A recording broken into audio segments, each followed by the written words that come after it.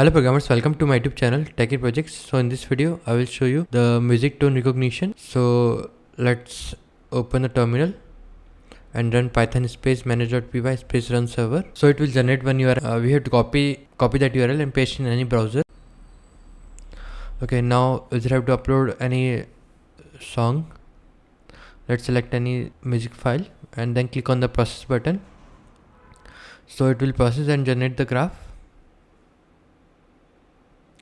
Okay, the song of the genre is country and this is particular of metal. And okay, let's select another file and click on the process button. So it will generate the graph and it is combination of 3 or 4 different. Okay, let's select any other file and click on the process. So it will genre of song is metal and it will show the different genre probability distribution.